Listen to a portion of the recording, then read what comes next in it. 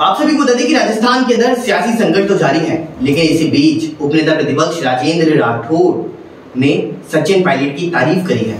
उन्होंने कहा कि जब हम सत्ता पक्ष के अंदर थे तब हमें कटघरे का अंदर खड़ा करने का काम किसी और ने नहीं बल्कि सचिन पायलट ने ही किया था।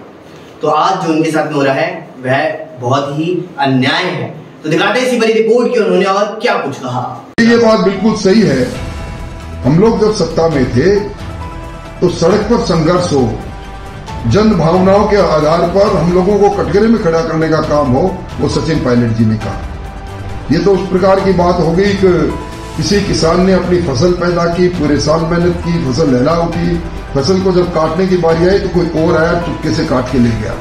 तो इस पर आज उनके हालात एक मुझे मैं उनकी इस बात के लिए प्रशंसा करूंगा कि पिछले 1.5 साल से उन्होंने कोई इस पर अनर्गल बयान नहीं दिया, चाहे उन्हें निकम्मा कहा गया, निर्लज कहा गया और कोई ऐसी उपाधि बची नहीं जो समय समय पर उनको जयचंद कहा गया, दी नहीं गई हो। उसके बाद भी संयम उन्होंने रखा और अब कांग्रेस की अनुशासनहीनता, भारत जोड़ो की यात्रा पर निकले उनके राजकुमार देख रहे हैं राजस्थान में, जिन्हें वो राष्ट्रीय अध्यक्ष बनाने के लिए उन्होंने हाँ की थी, वो कांग्रेस तोड़ो अभियान में जुटे हैं। भारत जुड़ेगा ही नहीं जुड़ेगा, पर गहलोत साहब के नेतृत्व में कांग्रेस तोड़ने का काम बड़े बेवकूफी से हो रहा है।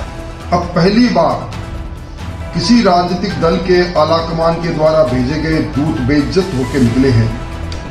आज तक कई बार कांग्रेस के शासन में परिवर्तन हुआ है कालांतर में, पर कभी भी आलाकमान के द्वारा पर्यवेक्षक भेजने के बाद उनके पास मीटिंग भी वो नहीं कर सके, विधायक दल की मीटिंग नहीं हो सके, इस प्रकार का मंजर कभी देखा नहीं गया।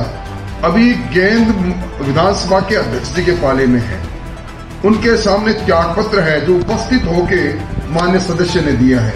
हमारे नियम और प्रक्रिया में साफ लिखा है कि अगर त्याग पत्र उपस्थित होकर स्वयं सदस्य उस प्रोफॉर्मा में देता है तो उस पर तो विधानसभा अध्यक्ष जी को उसको स्वीकार करना चाहिए। जिस प्रकार मुख्यमंत्री जी ने गुगली फेंकी है, मैं समझता हूं ये उल्टी उन्हीं पर आकर पड़ेगी, क्योंकि उनकी सबसे बड़ी पूंजी थी उनकी लॉयल्टी जो उनको आलाकमान के प्रति थी।